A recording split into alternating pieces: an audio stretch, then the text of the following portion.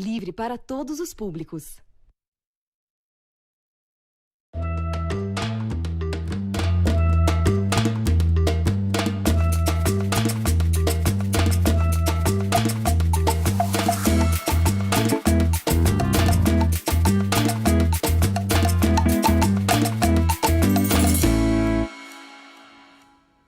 Olá, pessoal! Terça-feira, 23 de julho, começa mais um Bom para Todos ao vivo aqui na TVT, com a análise das notícias do dia e atualizações da política no país e no mundo.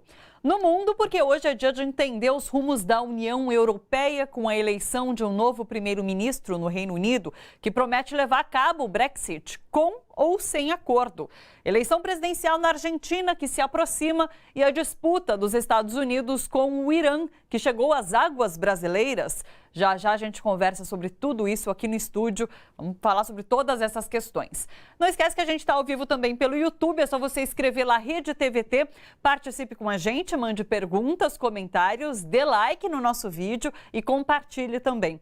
No WhatsApp o nosso número é 11 99798 4042. Acesse também o catarse.me/TVT, que você já sabe, é o nosso espaço de financiamento coletivo.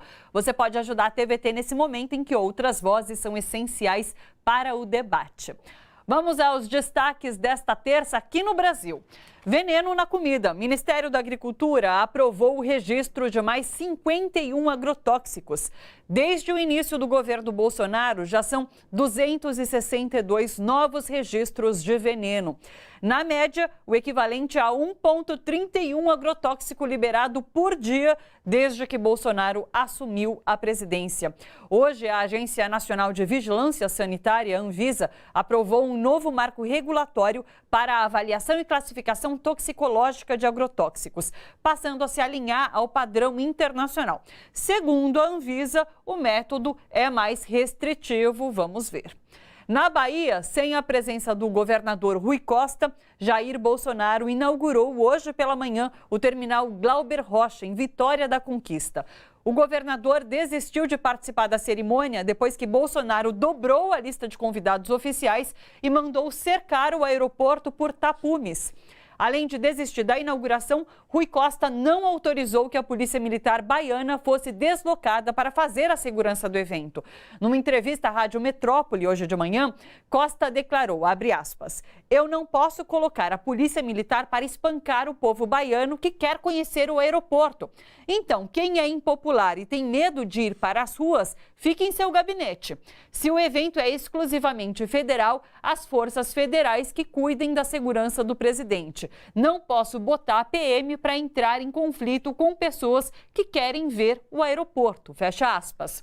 O esquema de segurança da Força Federal contou até com atiradores de elite, como mostram essas fotos divulgadas pela Central Única dos Trabalhadores, a CUT Bahia. Pelas redes sociais, Paloma Rocha, que é filha do cineasta Glauber Rocha, que dá nome ao aeroporto, se manifestou. Ela disse assim, queridos amigos, quero esclarecer que repudio o ato do presidente Bolsonaro, pois considero um oportunismo político com o uso indevido do nome de meu pai e mais um golpe contra a cultura e o cinema brasileiro que se encontra ameaçado pela censura e pela extinção da Ancine. Esta obra foi idealizada no governo Lula e realizada pelo atual governo do estado da Bahia. Bom, sobre esse episódio, a gente conversa agora com o Fernando Brito, do Tijolaço. Oi, Fernando, tudo bom? Tudo bem, quer dizer, tudo bem, né? Como diz o ministro Marco Aurélio, já virou um bordão, tempos estranhos, né? Tempos estranhos. Eu quero saber o que você pensa sobre isso tudo aí. Me fala, qual a sua opinião sobre esse episódio aí na Bahia? Olha, eu acho que é mais do mesmo. Na falta de um projeto de governo, na falta de iniciativas concretas no campo da economia, no campo do bem-estar social, no campo da saúde, da educação, o governo Bolsonaro apela para a velha técnica de com pouca água a gente faz muita espuma.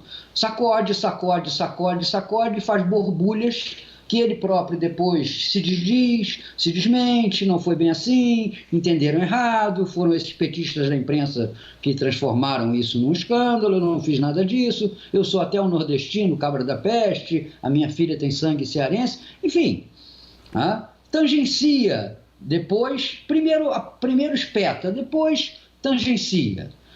Eu acho que isso é uma técnica, né, de manter um estado de agitação permanente que permita a ele conservar em estado de ebulição aqueles 25%, 30% que ele tem, né, e que continuam vivendo um clima de campanha eleitoral, até porque não podem viver um clima de um governo que não governa. Essa é a questão fundamental. O Brasil está interditado num espetáculo de auditório. Né? Me perdoe o velho Chacrinha, sabe? O presidente fica perguntando: quem é nordestino aí? Quem é nordestino que gosta do Bolsonaro? O Nordeste está com o Bolsonaro ou não está? Eu fico com saudade da Terezinha e vocês querem bacalhau. Porque isso é uma pirotecnia que funciona durante algum tempo, né? Mas ao contrário do que aconteceu com Chacrinha, não funciona durante muito tempo, né? Porque é falso. É falso. Isso não é o estilo dele. Bolsonaro não é uma pessoa simpática, não é uma pessoa ligada ao povão, muito menos ainda ligada ao Nordeste. Então, tudo isso vai soando de tal maneira falso que só consegue sobreviver dentro desses grupos. Eu estava fazendo um exercício agora que era o de olhar os comentários dos grandes sites de notícia, né? Eu sempre gosto de fazer isso. Eu me lembro que há um ano atrás, etc., era só comentário de direita e só comentário reacionário, só comentário vivendo no frenesi da anticorrupção. E agora, o que você encontra são 3, 4, 5 defendendo o governo Bolsonaro. Em geral, até com comentários repetidos e com temas repetidas. Ah, os petralhas vão para Cuba, era muito pior quando tinha roubalheira, etc. Enfim, né? A ausência completa de argumentos. Porque isso de olhar comentário de grandes portais é quase um exercício de tortura, mas era mais antigamente, realmente, porque era angustiante ler aqueles comentários. Mas olha, se a gente não gostasse de sofrer um pouquinho, a gente não era nacionalista, não era socialista, não era popular. O outro lado é muito mais confortável. O nosso não. O nosso exige que a gente faça isso. Porque se a gente quer servir as pessoas politicamente, tem que entender como elas estão pensando. Do contrário, nós vamos ser autoritários. E não vamos, pior ainda, conseguir convencer as pessoas. Né? A gente nota isso. A gente nota um deslocamento significativo, né, do que seria um centro político que no período eleitoral aderiu e somou ao bolsonarismo, que vai se descolando para uma postura cada vez mais radical de oposição ao presidente. E isso é significativo. Por quê? Porque o espaço da direita, que são esses 30%, continua plenamente ocupado pelo Bolsonaro. Isso é quase uma sentença de morte para as outras forças de direita que, percebendo o desastre que ele tentam se organizar, e eu me refiro a João Dória, me refiro aos Luciano Huck, talvez não necessariamente ele, né, mas aos Luciano Huck da vida. Eles não têm espaço. Eles não podem assumir uma postura de oposição ao Bolsonaro, mas, ao mesmo tempo, dentro daquele pensamento de direita, digamos assim, desavergonhada, né, que o bolsonarismo assume, também não tem espaço para eles. Também não tem espaço para eles. Pode olhar o que acontece com a turma toda.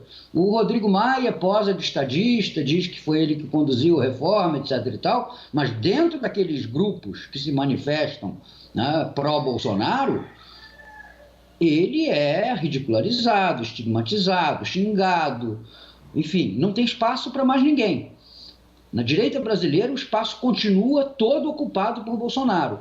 O que sobrou, né, é vítima da sua própria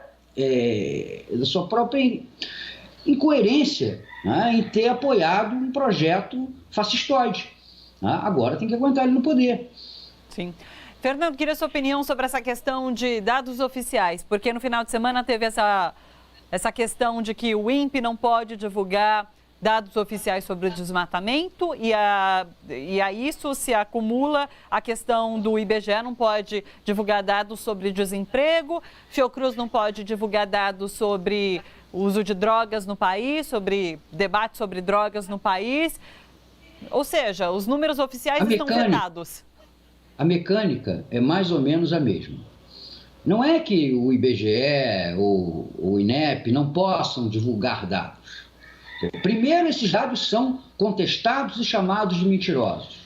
Os desempregados não eram tantos quanto o IBGE apontavam, o desmate não é tão grande quanto o INPE apontava, o problema de drogas não é conformado da maneira que a Pesquisa Nacional Antidrogas da Fiocruz revelava. Enfim, primeiro se desqualifica o trabalho especializado. Depois, usa-se o argumento de que não, o governo precisava ter ciência antecipada desses dados. Isso não seria nenhum problema. Quem é velho jornalista cansou de receber nas redações informações com dados oficiais, estatísticas, etc. e tal, e a observação com embargo até às 18 horas. E a gente sempre respeitou isso, nunca teve problema com isso. Não sei até se ainda continua sendo assim, mas no meu já longo tempo de jornalismo sempre teve esse problema. E não é nada demais o presidente querer saber com antecipação de 24 ou 48 horas. Aquilo ali, hoje em dia, ainda mais no computador, não são guarda-livros somando as coisas. Aperta o botão, diz, olha, sujeito à confirmação. Não tem problema nenhum, é necessário até para o presidente poder não se ver numa situação inesperada, por exemplo, num diálogo com um governo estrangeiro, com uma organização não governamental. Não há nenhum problema nisso. A gente não pode ficar sendo xiita e dizer, não pode, tem que ser igual para todo mundo. Não, o governante precisa, às vezes, de uma certa antecedência. Mas não é esse o caso. Não é esse o caso. O problema é que nós temos, primeiro, um discurso desmoralizador em relação aos órgãos de estatística. E depois, a tentativa de submeter esses órgãos à mecânica que a presidência deles deseja. No caso do desmatamento, é pior ainda. Porque nós temos um governo que, desde antes da sua posse, está instigando a isso. Sim. Vou tirar o IBAMA de cima do cangote do produtor, tem que parar com essa psicose ecológica, tem que anular a área ambiental de Tamoios, no Rio de Janeiro, tem que liberar as áreas de reserva legal, como consta do projeto, aliás, apresentado pelo filho dele, Flávio Bolsonaro, no Senado, acabando com o registro das reservas legais pelo cadastro da agricultura. Então, um governo que trabalhou meses e meses para que os desmatadores se sentissem autorizados, se sentissem impunes. Então, depois desse tempo todo, querer que não aumente o desmatamento é achar o quê? Quer dizer, o governo não só é responsável por boa parte desse acréscimo que houve no desmatamento, como também não desfez, e parece que hoje ainda há declarações dele no mesmo sentido, não desfez essa linha que incita o desmatamento, que incita a derrubada sem critérios de mata, e não pode esperar um resultado diferente. Como não pode esperar um resultado diferente na questão do emprego? Qual é a iniciativa que o governo toma para aumentar o emprego? Nenhuma. Onde é que estão as políticas econômicas que viriam logo após aprovada a reforma da Previdência? Aprovou-se, pelo menos em primeiro turno, e nenhuma veio. Agora fala-se nessa história de liberar R$500 do fundo de garantia. Esses caras estão brincando. Isso não vai aquecer coisa alguma. Ontem a Confederação Nacional de Indústria divulgou os resultados da sua sondagem. O nível de capacidade ociosa das plantas industriais no Brasil é de 33%, isto é, só 66% estão ocupados. A indústria brasileira, em tese, pode crescer 50% sem ter que investir um tostão e tendo que contratar pouquíssima gente, porque está parada. Sim. O nível de preocupação dos empresários com a falta de consumidores chegou ao mesmo grau que tinha no ano da desgraça de 2016. Não é nem o ano da graça, é o ano da desgraça de 2016.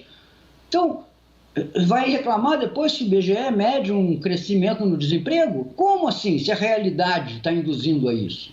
Então, essas coisas né, fazem com que o governo Bolsonaro se assemelhe cada vez mais a um animador de auditório. Vamos lá, gente! Nós vamos crescer! Vamos limpar! Vamos tornar honesto! Vamos e não vamos a lugar nenhum. Né? Essa é a pergunta que nós, a essa altura, temos que nos fazer. Onde é que nos levaram esses anos todos de vamos reformar o mundo, construir uma nova relação, etc. e tal, que até agora não provocou nada a não ser mais problemas, mais desgraças e mais, sobretudo, que é pouquíssimo falado, mais drama social que a gente vê hoje nas ruas das grandes cidades. Quando as pessoas estão caindo ali pelas sarjetas, enroladas nesse frio, em cobertores, em papelões. Será possível que um governante desse país olhe para aquela gente e só saiba achar que são vagabundos, que são indolentes? Olha, gente, não demora muito para estragar. Para consertar, demora uma eternidade. Sim. Fernando, muito obrigada pela sua participação, muito obrigado por ter contribuído com a sua opinião aqui no Bom para Todos. Obrigado a vocês, tá? Boa tarde. Boa tarde, um abraço, até mais, tchau, tchau. Bom, olha só, você que curte a TVT, contribua com o nosso financiamento coletivo e ajude a manter e fortalecer esse projeto. É só acessar o catarse.me/TVT e fazer uma assinatura. Bom para Todos faz um rápido intervalo, daqui a pouco a gente volta com o nosso papo aqui no estúdio. Até daqui a pouco.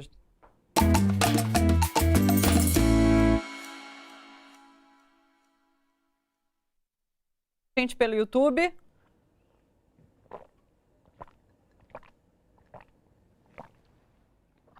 Vou ler alguns comentários que vocês estão mandando. Peraí. Vamos lá, o Fernando Aguiar falou parabéns para o governador da Bahia. O Edivaldo Monteiro falou, esse presidente é o impostor. O aeroporto foi construído pelo governo Lula e Dilma. O Naldo Moura falou, ele não governa para o povo do Nordeste. Magna Moreira vem em BH andar na pracinha, fazendo um convite. Olá, pessoal, podem entrar.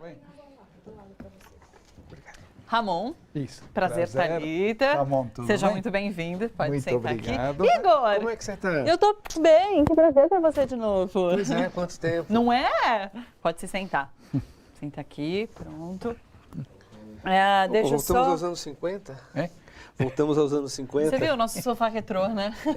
Exatamente, gostei, mano. Decoração. Não é? Deixa eu falar uma coisa, a gente vai voltar, vou apresentá-los e eu vou começar dando um destaque internacional hoje, que é a eleição do primeiro-ministro na Inglaterra, no Reino Unido, na verdade, e falando que vai tocar o Brexit. Daí vamos partir daí, a gente parte meio que analisando um pouco essa questão do Brexit da União Europeia, acabou de fazer acordo com o Mercosul, sim, enfim, como que tá, o que isso impacta no Brasil. Daí a gente passa para a Argentina, a eleição na Argentina, e eu coloquei também para a gente discutir essa questão dos navios iranianos que estão parados no porto do Paraná, tá bom? Tá, perfeito. Essas são essas três questões, a gente faz um bloco aqui conversando, depois no segundo bloco a gente continua. Tá, ótimo. Perfeito. Beleza? Então tá bom. Deixa eu ver se eu consigo ler mais alguns comentários.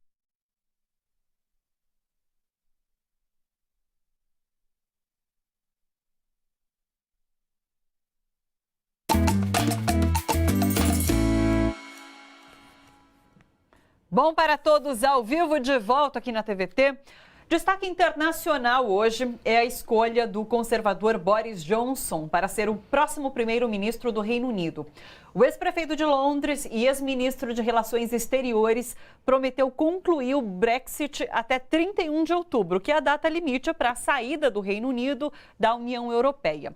No estúdio hoje, a gente vai discutir os rumos da política no exterior e como as mudanças interferem aqui no Brasil. A gente está com o economista Ramon Garcia Fernandes e o cientista político Igor Fuser, ambos professores da Universidade Federal do ABC. Sejam muito bem-vindos, pessoal. Muito obrigada pela presença. Obrigado. Boa tarde. Boa tarde. Vamos começar com essa questão, então, do Reino Unido, da União Europeia. A gente vai passar depois por eleição na Argentina, vamos passar sobre a questão dos navios iranianos que estão parados no porto no Paraná, mas vamos começar com essa questão do Reino Unido.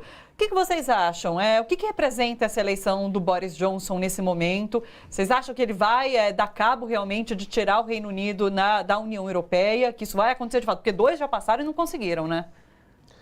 Olha, a perspectiva que enfrenta esse novo primeiro-ministro do Reino Unido é de muita instabilidade, né, justamente nessa questão do Brexit. Sim. Boris Johnson é um conservador, né, da ala direita do Partido Conservador, então à direita da Theresa May, né, um defensor do Brexit, que assume o governo britânico justamente no momento em que está ficando claro, está ficando óbvio para a quase totalidade da população britânica que eles cometeram um grave erro quando eles aprovaram o Brexit. Né? Quer dizer, a ideia, né, que estava por trás do Brexit, né, o Brexit foi vendido para os ingleses como uma solução para os problemas da Inglaterra, para os problemas sociais, para a estagnação da economia, para o desemprego, né, e dizendo assim que saindo da União Europeia, esses problemas iriam se resolver. Né? Na realidade, né, agora está claro que todos os problemas eles vão se agravar em vez de serem resolvidos com o Brexit. Se houvesse um novo plebiscito no Reino Unido, o Brexit seria derrotado por amplíssima margem. Quer dizer, hoje em dia a maioria da opinião pública britânica prefere continuar na União Europeia e está ficando claro que é inviável, que o custo da saída da União Europeia vai ser altíssimo. Então, quer dizer, eu não apostaria na estabilização política do Reino Unido, não é, com esse novo primeiro-ministro. Eu olhei vendo os números do referendo e foi bem próximo, acho que foi 56, 40 e poucos ali, e daí eu pensei nisso, realmente, se acontecesse outro referendo nesse momento, talvez o resultado fosse diferente. Agora, outra coisa que eu andei lendo na imprensa hoje é o alinhamento do Boris Johnson até com Trump. Existe esse alinhamento, de fato, Ramon? Sim, sim. O Boris Johnson é, como o Igor falou, um representante da direita britânica, sim, perfeitamente alinhado com Boris Johnson, com Trump, né? Até a mulher do Trump saudou hoje a eleição do Boris Johnson, fez um erro muito simpático, falou do United Kingston em lugar do United Kingdom. Sim, né? Vai culpar o corretor ortográfico, né? Alguma falha aí, mas isso, então, digamos, o que é interessante é que agora, ao contrário acho que a Theresa May, que queria de alguma maneira contemporizar, tá? Agora puseram um cara que é radical a favor do Brexit. Então, ele vai se deparar com a realidade, tá? Pois não é só, digamos, a vontade do Reino Unido sair, tá? Tem um monte o sea, o diabo está nos detalhes. Então, tem um monte de detalhes que, quando você diz, não, largo a União Europeia, tá? Não é só sair de uma casa, não é só dizer, cansei desse emprego, saio. Né? Não, você tem milhões de acordos, milhões de detalhes, milhões de interesses envolvidos, né? Que foram os que complicaram a vida da Theresa May. Né? E agora, aparentemente, o Johnson simplesmente quer radicalizar nesse sentido. Né? Ele falou que com ou sem acordo ele vai sair. Por isso, então agora vai ser um momento emocionante, no mínimo. Sim. Agora, falando em impactos aqui para o Brasil, acho que a questão da eleição argentina é mais próxima aqui na América do Sul, enfim, né? E daí eu estava lendo que a eleição acontece, então, agora em 27 de outubro, está próximo, agora nos próximos meses, né? E algumas primeiras pesquisas de intenção de voto mostram um cenário bastante polarizado lá na Argentina. Então, a chapa à frente de todas, que é composta por Alberto Fernandes e a vice, que é a Cristina Kirchner, está em primeiro lugar, com 45% das intenções. Em segundo lugar, com 43%, aparece, então, o governista Macri, que é do Juntos pela Mudança. Falam que o debate lá durante essa eleição vai ser muito em torno da economia e da legalização do aborto, que a Argentina passou por esse processo de discussão sobre a legalização do aborto, não passou, enfim, né, mas continua sendo debatido. Como a gente pode analisar nesse momento a eleição na Argentina? Vamos, você que é de lá. Perfeito.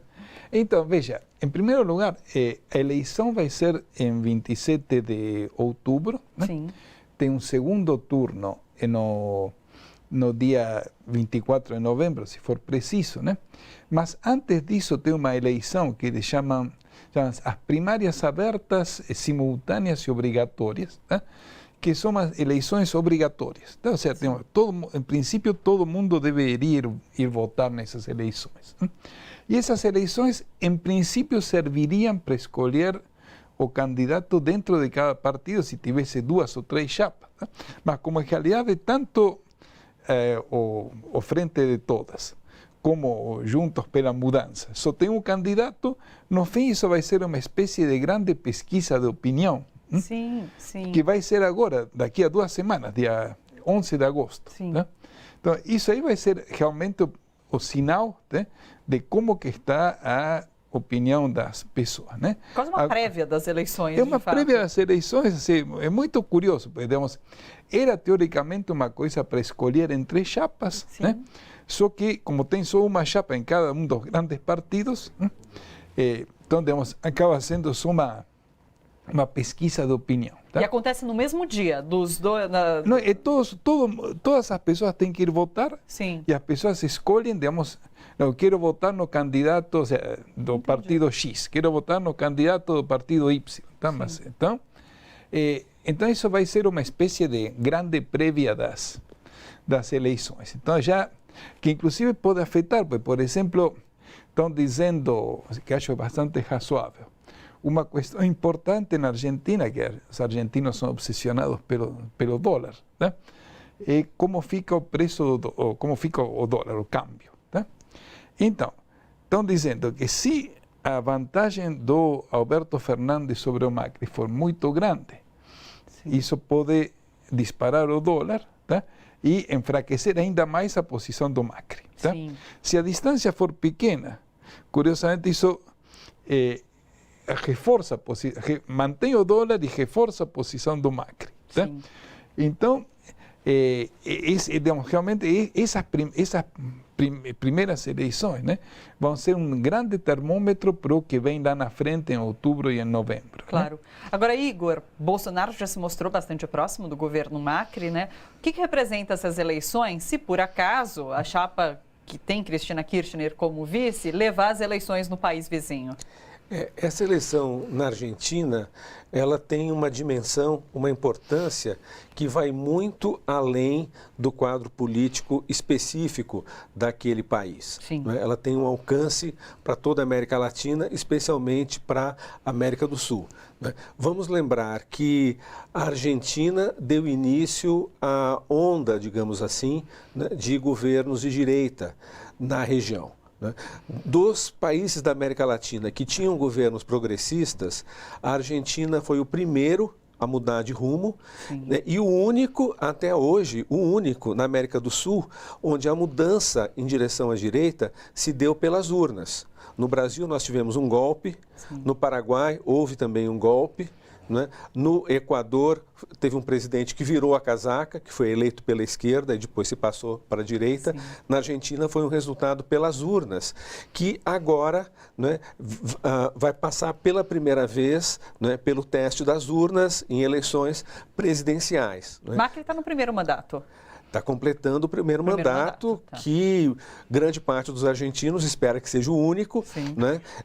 Então, quer dizer, o resultado da eleição na Argentina, né, vai ter uma importância para toda a América do Sul, porque vai dizer se essa onda de direita tem fôlego, né, para ir além da mudança, da retirada dos governos de esquerda, ou se o fôlego é muito curto. Quer dizer, se eles têm condição de apresentar uma alternativa, né, de longo prazo para esses países ou não. E é interessante o que você disse, né, que são eleições polarizadas, né, porque tem todo um discurso que acabou-se o ciclo de governos progressistas.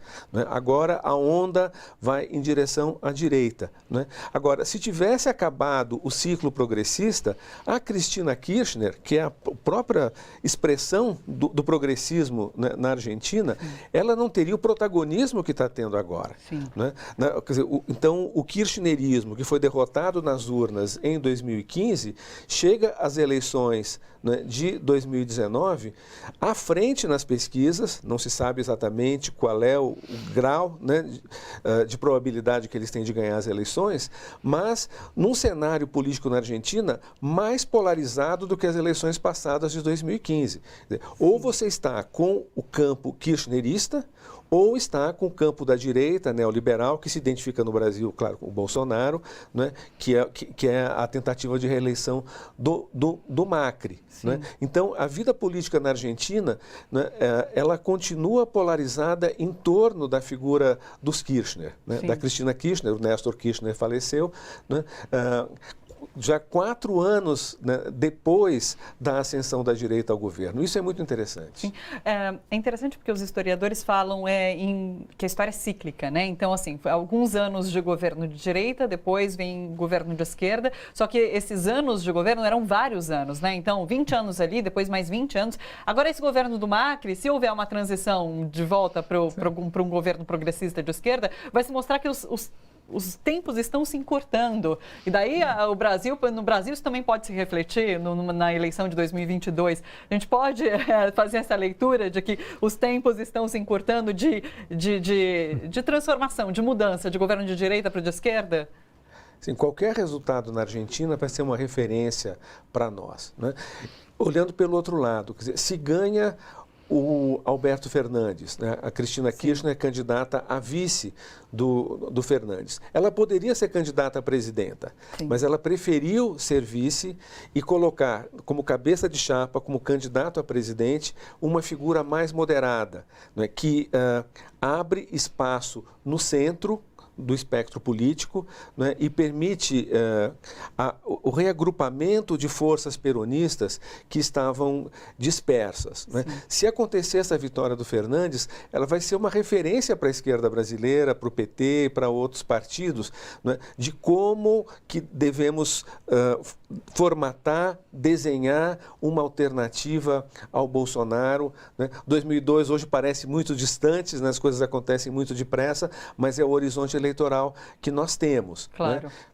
Agora, Ramon, quando a Kirchner assumiu a como vice nessa chapa, muita gente comparou com o processo que aconteceu aqui, em que o ex-presidente Lula foi inviabilizado, a candidatura do ex-presidente Lula foi inviabilizada. E lá ela também sofre uma certa perseguição, né? Dá para a gente comparar esses dois personagens políticos? Sim, então, acho que o Lula e a Cristina Kirchner são os melhores exemplos daquilo que a gente chama de lawfare, né? Ou seja, perseguição política através de mecanismos do judiciário, né? Sim. Então, inclusive é muito, acho, simbólico, né? Que faz pouco, acho que foi semana passada, retrasada, o Alberto Fernandes veio visitar o Lula, né? Sim. É dizer, veja, nós sabemos também qual que é a situação que você está atravessando, pensa, na Argentina, por essas questões jurídicas, né? A Cristina consegue não ser presa, certo? Mas ela tem 7 pedidos de prisão preventiva, tá? Que não são implementados porque ela, sendo senadora, tem imunidade parlamentar, né? Então, ela só poderia sair, só seria presa se o Senado, tá, tirar as imunidades parlamentares dela. Mas tem um entendimento que, digamos, enquanto não tiver um julgamento em segunda instância, o Senado vai manter a Cristina lá dentro. Sim, tá? claro. Mas, então, essencialmente, acho que tem um grande paralelismo, né? Pois tanto a Cristina quanto o Lula certamente são os maiores exemplos de lawfare, certo? Ou seja, aqui não estou discutindo que eles possam ter cometido alguma coisa errada, tá? Sim. O que estou discutindo é que tem claramente uma campanha, tá? Tentando acusar de coisas, digamos, muitas delas insensatas, né? Sim. Mas com o objetivo de inviabilizar politicamente duas lideranças da maior importância na América Latina. Sim. Agora, Igor, foi uma estratégia interessante ela assumir como vice nessa chapa, porque se de fato acontece alguma coisa, já tem ali o candidato a presidente que ela está alavancando essa candidatura, né? Que foi diferente do que aconteceu com o ex-presidente Lula, que ele era o cabeça de chapa e daí quando foi inviabilizada a candidatura dele, Haddad apareceu, mas ele não era tão conhecido no resto do país. É um pouco isso essa é um pouco da estratégia que ela está usando lá na Argentina? Tem aí uma diferença em relação, né, Argentina com o Brasil, é que a Cristina, ela está, a princípio, está habilitada a se candidatar a presidente. Sim. Né? Enquanto que no Brasil o Lula foi inviabilizado por mecanismos de perseguição jurídica. Né? Então, essa é a diferença. Né? Então, nesse sentido, ela poderia se candidatar a presidenta, mas ela preferiu se candidatar a vice por uma questão política, né? Pela necessidade que ela sente, né, de ampliar a sua base de apoio, né?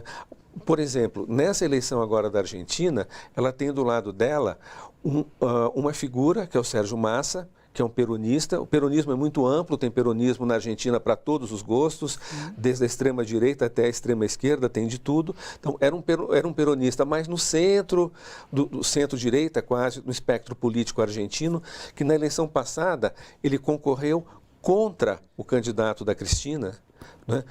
Perdeu, né? Ficou, creio que em terceiro lugar, e agora ele está apoiando a dobradinha, né? Alberto Fernandes, Cristina Kirchner. Então, quer dizer, houve uma recomposição do campo da esquerda, né? Que fortalece muito, né, essa candidatura do Frente de Todos, né? Na Argentina. Então, o objetivo foi muito mais político e, sem dúvida, foi uma cartada muito inteligente, né? Que dá uma chance, um favoritismo quase, né, a essa alternativa, né, progressista, né, nas eleições argentinas. Sim. Posso só complementando uma coisa curiosa, né? O Alberto Fernandes tinha sido o chefe de gabinete na época do Néstor Kirchner, mas em 2008 ele se afastou e saiu bastante brigado, especialmente com a Cristina, né? Então, digamos, em realidade, durante esses anos, né, ele participou de partidos políticos que concorreram, o sea, outros partidos peronistas que concorreram contra a Cristina e seus candidatos, né? Mas agora, vendo o tamanho do desastre do governo Macri, né, voltaram a conversar, ele começou meio como chefe de campanha da Cristina, né? E aí depois a Cristina sugeriu, não, vamos tentar fazer uma coisa que seja mais abrangente e tal. A Cristina tem muita popularidade, mas também tem rejeição. Então, vai você de presidente, eu fico de vice, né? Mas então, eles voltaram a trabalhar juntos depois de um período de 8 ou 9 anos em que estiveram politicamente, não só pessoalmente afastados, sem se conversarem. Tá? Sim. A gente já retoma esse papo sobre política externa e o que está acontecendo no resto do mundo. Você que acompanha a TVT e quer ajudar na construção desse canal educativo e democrático, contribua com o nosso financiamento coletivo. É só acessar o catarse.me/TVT, fazer uma assinatura, é super facinho. É a sua parceria que vai ajudar a TVT e a Rádio Brasil Atual a se fortalecerem. A gente faz um rápido intervalo. Bom para todos, volta daqui a pouquinho. Até já.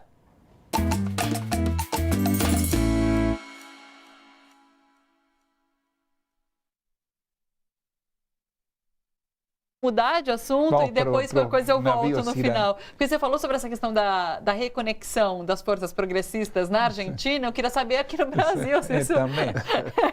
Qual a perspectiva? Grosseira, não vou fazer essa comparação ao vivo. Tá? Não, mas espera que a gente está nas redes. A gente está no YouTube, ao vivo.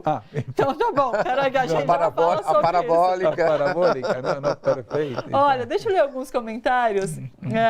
Caiala Santana falou, sou baiana, sou totalmente a favor do meu governador Rui Costa, mandou uma hashtag orgulho de ser nordestina. Eliel Macedo falou, viva Rui Costa. Nice NFN, boa tarde, esse é o melhor programa da tarde. Obrigada, Nice. Carlos Júnior, estou em Areia Branca assistindo pelo YouTube. Reginaldo Colbert, esse presidente acha que nordestino é idiota. Estela Lacru, boa tarde. Eduardo Galdino, ótima tarde, Thalita. Muito obrigada, Eduardo. Gisele Correia, Lula livre, bom para todos, bom para o Brasil. Estamos voltando.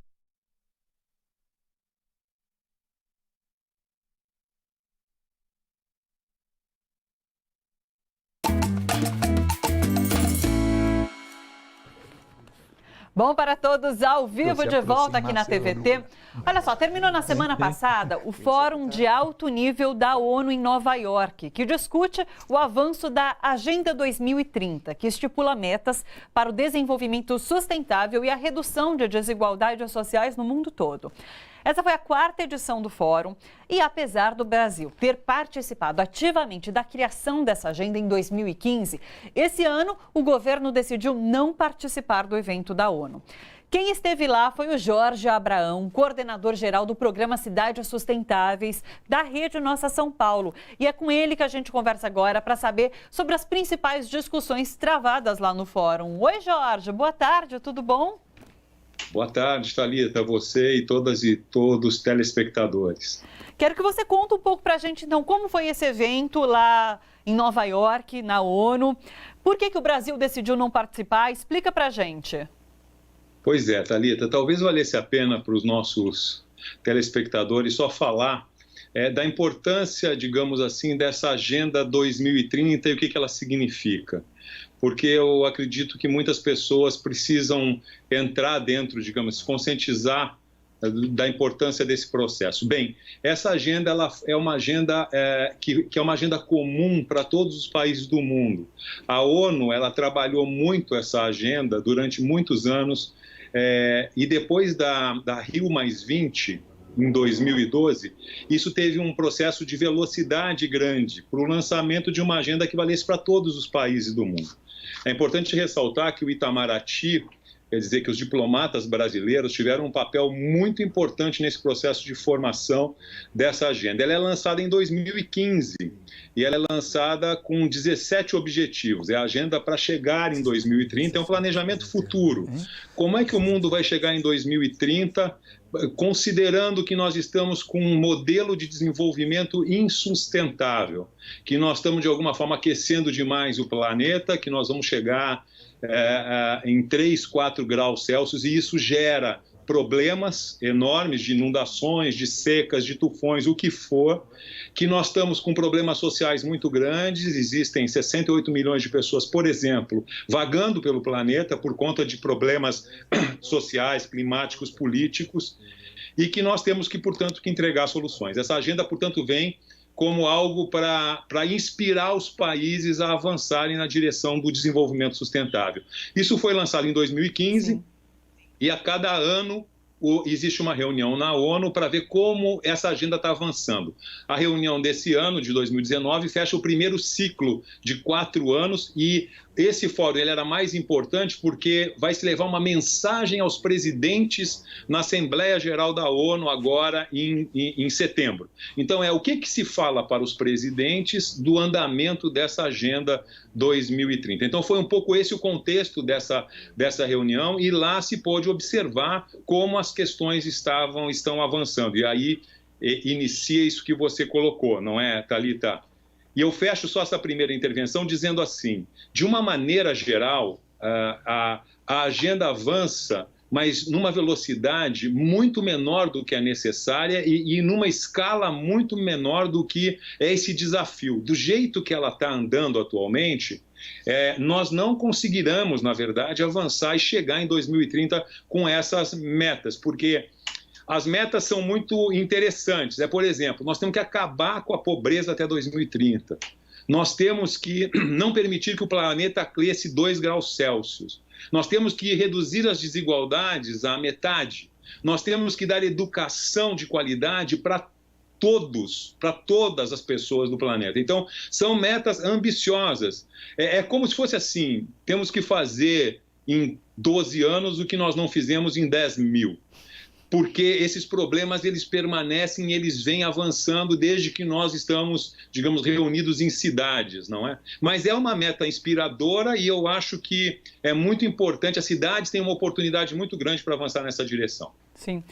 Eu acho preocupante nesse momento, de fato, porque por conta desse governo mesmo, porque você falou sobre essa meta do aumento de graus, né, que não pode aumentar 2 graus, mas a gente tem um governo que não acredita em aquecimento global, por exemplo. Eu sei que teve um ponto que foi discutido, inclusive, que é em relação à valorização dos professores. Eu ouvi você falando, inclusive, sobre essa questão, que se falou muito sobre a necessidade de valorizar a profissão do professor, o trabalho do professor. E daí que a gente também tem uma pasta da educação totalmente confusa, apresentando um projeto bastante discutível. Então, assim, são metas difíceis e ainda mais nesse momento, né? Olha, eu acho mesmo que, digamos assim, como eu disse, essas metas são inspiradoras para todos nós, né? A educação, como você disse, Thalita, só para dar uns dados aqui para os nossos telespectadores, mas é assim, a valorização dos professores é chave nesse processo. Quer dizer, se nós não tivermos o grupo de professores valorizado, nós não vamos resolver a educação no nosso país. Esse é um dos pontos importantíssimos que a gente tem para avançar. E lá se dava o seguinte exemplo. Olha, nos países do norte da África, por exemplo, e o Marrocos foi citado, os professores ganham $50 por mês. Em muitos países do norte da África isso acontece também. Isso daria coisa o quê? De R$190 hoje, R$190 aqui no Brasil? Em torno disso. Eles não são valorizados. A gente não consegue fazer com que nesses países a educação avance. Mas tem um exemplo de um país desenvolvido, muito desenvolvido, que é a Inglaterra, por exemplo. Na Inglaterra, foi citado que 50% dos docentes, dos professores, estão pensando em abandonar a carreira, pela falta de valorização exatamente disso. E quando a gente aterriza no nosso país, a gente percebe que isso que é uma prioridade de uma agenda global não está acontecendo do ponto de vista de políticas federais indutoras desse processo. Então, eu acho que isso aqui é uma coisa realmente fundamental para a gente avançar, se a gente quiser ter, digamos assim, um desenvolvimento sustentável dentro do nosso país. E a questão do clima que você cita, quando a gente está tendo um aumento muito grande do problema do desmatamento, que no caso do Brasil é responsável por quase 70% das emissões de CO2, quer dizer, aumentar o desmatamento significa efetivamente aumentar as emissões nossas na maior proporção que existe. Então, o enfrentamento dessa questão também é chave para poder avançar. Mas o que me dá, de alguma maneira, o que eu saio de lá é que se nós não conseguimos ter políticas federais, e eu acho que a sociedade tem que lutar para isso e tem, de alguma forma, que buscar caminhos para poder conscientizar as pessoas da importância disso, porque isso, Thalita, é uma questão até que pega do ponto de vista econômico. Sim. Quer dizer, se um governo não quiser ver do ponto de vista de melhoria da qualidade, da necessidade que nós temos de evoluir como seres humanos, eu diria, e de alguma forma proteger o planeta, economicamente isso é muito ruim. Quer dizer, o Brasil não vai conseguir avançar economicamente se ele continuar brigando com essas agendas do clima, por exemplo. Porque agora mesmo na relação com a União Europeia, esse acordo Mercosul-União Europeia, uma das condicionantes foi o Brasil está no Acordo de Paris e a ambição que o Brasil tem de entrar na OCDE, por exemplo, seguramente vai ter problemas se o país não assumir essas agendas ambientais e sociais, porque hoje em dia existem essas condicionantes. Então eu diria assim, se não é porque você acredita nessa agenda, até do ponto de vista econômico, porque aí existe uma pauta comum de crescimento, etc., você tem que avançar considerando esses temas. Daí a importância desses processos. E eu acho, viu, Thalita, que as cidades, elas são fundamentais nesse processo. Então, o que nós temos feito muito aqui no programa Cidades Sustentáveis também está discutindo o papel do protagonismo das cidades. Então, muitos prefeitos lá em Nova York assinaram um relatório municipal voluntário, porque os países tinham que levar o seu relatório nacional voluntário.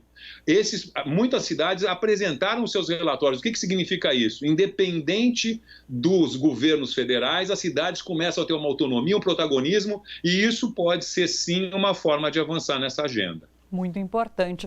Muito obrigada pelo seu relato aqui no Bom para Todos, Jorge. Muito interessante e muito importante para os debates que a gente trava aqui no nosso estúdio também. Obrigada pela participação, Jorge. Foi um prazer estar com vocês, Thalita. Um grande abraço. Até mais. Tchau, tchau. Boa tarde. Bom, Vamos voltar para a nossa conversa aqui no estúdio. Nós estamos com o economista Ramon Garcia Fernandes e o cientista político Igor Fuser, ambos professores da Universidade Federal do ABC. Vamos lá para o terceiro ponto que a gente já tinha discutido ali no começo, que é essa questão dos navios iranianos. Então, é o seguinte, esses barcos do Irã, eles estão parados no porto de Paranaguá, se eu não me engano, no Paraná, porque eles precisavam carregar milho, na verdade.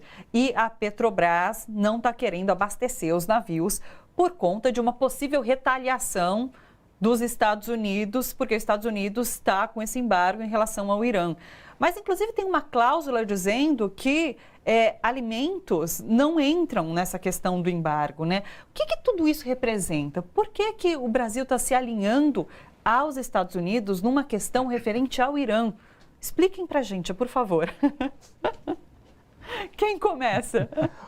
Olha, o que está acontecendo nesse episódio dos navios iranianos, que estão ali já há várias semanas, né, ancorados em frente ao porto de Paranaguá, esperando para serem reabastecidos, para poderem voltar ao Irã com a carga de milho que o Irã comprou do Brasil. Essa é uma situação absurda, sob qualquer ponto de vista que a gente olhe.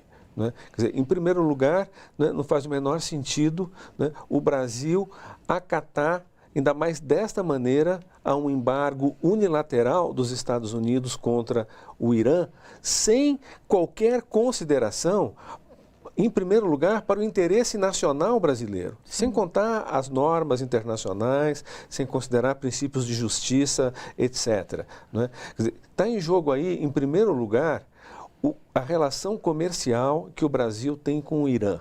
O Irã é um importante parceiro do Brasil, na verdade, um importante mercado para os produtos brasileiros há muitos anos. Não é dos governos do Lula e da Dilma, isso vem final dos anos 70, que o Brasil tem um comércio muito importante com o Irã.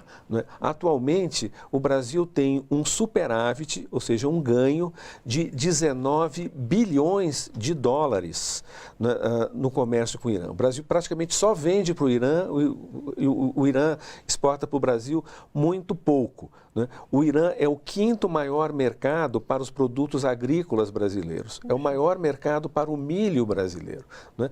Tudo isso, né, agora está ameaçado por uma decisão tomada assim, de uma forma completamente irresponsável de que não vamos reabastecer os navios iranianos porque existem sanções dos Estados Unidos. Né? Então, quer dizer, em primeiro lugar, um interesse nacional, né, que está sendo totalmente desconsiderado pelo Bolsonaro na ânsia que ele tem, no afã de agradar o Trump.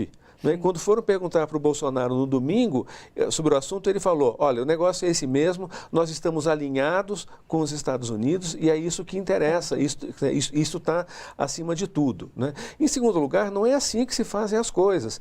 Né? Mesmo na hipótese do Brasil resolver, vamos acatar as sanções dos Estados Unidos ao Irã, que seria um grave erro, graves prejuízos ao comércio exterior brasileiro, isso tem que ter um aviso prévio, isso tem que ser anunciado, tem que ser discutido, tem que ter normativas. Né? Essa venda do milho brasileiro para o Irã já está contratada, é um contrato que está em pleno andamento. Faz parte, né, desse acordo, evidentemente, o reabastecimento dos navios do Irã no Brasil e só a Petrobras tem esse combustível. Eu acho muito engraçado, Thalita, porque esses conservadores, direitistas, liberais, eles adoram falar no respeito aos contratos, vamos cumprir os contratos, né? E eles estão rasgando descaradamente um contrato internacional que é favorável ao Brasil, desprezando um cliente do porte do Irã, né? Simplesmente porque o Bolsonaro quer fazer um agrado ao Trump. Sim, né? são então é um absurdo. Econômicos graves. Né? Isso aí é um absurdo. Eu fico me perguntando, né?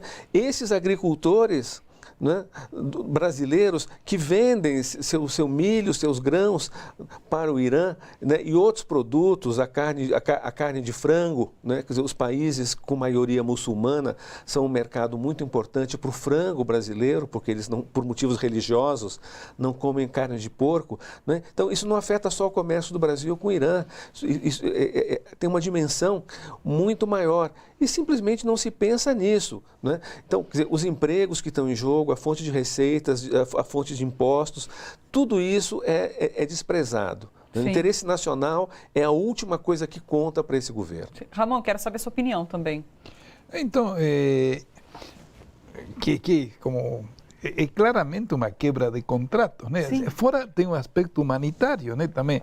Pensa isso, vem um barco com pessoas, está lá no porto esperando para voltar e você deixa as pessoas, assim, a tripulação, assim, ao Deus dará, né? Sem saber que... Mas sabe que uma coisa, voltando, aqui faço um gancho com o que estávamos falando antes da Argentina também. O governo Macri fez nestes dias uma medida muito semelhante, tá? Ele declarou o Hezbollah um grupo terrorista, ou seja, teve uma lei antiterrorista, o Hezbollah foi declarado um grupo terrorista, que é uma reivindicação do governo Trump, não do governo Macri. Tá? Mas, então, de novo, põe a Argentina, ou seja, o Hezbollah é parte do Congresso do Líbano. O Líbano é um país com o qual a Argentina e o Brasil mantêm relações regulares. Né? Mas, por uma questão de política internacional, para agradar o presidente Trump, né, o Macri resolve comprar uma briga com um parceiro comercial, inclusive com toda a comunidade libanesa, que na Argentina é muito importante, né? Mas então, só por, digamos, agradar ao Trump, aí o cara provoca um fuzuê internacional, que é uma coisa semelhante ao que está fazendo o Bolsonaro que inclusive é uma coisa assim pequena, né? Ou seja, pode dizer, olha, dou petróleo para esses 2 barcos e vão embora. Claro. Não é um alinhamento político com o Irã. Né? É uma mesquinharia. Além do que, politicamente, é uma mesquinharia. E já que estamos falando sobre Trump, sobre alinhamento, o que vocês acham dessa história do Eduardo Bolsonaro, embaixador? Vai para frente ou não vai? Bom, até agora as notícias são que o Bolsonaro diz que é isso mesmo, né? Vai passar pelo Senado, parece. Ele diz que é isso mesmo, que o governo vai usar a força política dele, não sabemos como é que os senadores vão se comportar diante desse absurdo. Né? Isso que a gente está vendo, Thalita, é algo que foge a qualquer parâmetro. Nunca houve, em nenhum governo brasileiro, nem os piores, né, algo desse tipo. Né? No mundo, a única notícia que se tem de alguém que nomeia o filho do governante como embaixador é a Arábia Saudita. Mas a Arábia Saudita não conta. Aliás, a Arábia Saudita é um país sui generis, que ele é propriedade de uma família, que é a família real saudita. Então, é uma outra coisa, uma outra realidade muito diferente. E aí, quando foram perguntar para o Bolsonaro se era nepotismo, ele dizia, não, é isso mesmo, eu quero o melhor para o meu filho. Beneficiar. Né? Então, o filé mignon vai para o meu filho. Olha, só isso já seria motivo de impeachment. Porque existe um princípio que é o da impessoalidade da gestão pública. Qualquer gestor público, em qualquer nível, ele está nesse cargo para atender o bem comum, para atender o interesse nacional ou da sua cidade ou do seu estado, interesse público. E não o interesse particular. Na hora que você diz, eu dou o filé mignon para o meu filho, utilizando o meu cargo de presidente, meu poder para isso, você está indo contra os princípios básicos da gestão pública, contra qualquer padrão de ética, de moral, né, na política. Né? Então, quer dizer, isso é, como é que chama? Falta de decoro.